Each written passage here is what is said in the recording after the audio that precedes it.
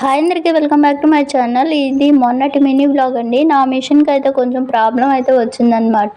కుట్టు అయితే సరిగ్గా పడటం లేదు, స్ట్రక్ అయిపోయింది. దాంతో ఇక రిపేర్ షాప్కి అయితే తీసుకువెళ్ళాను.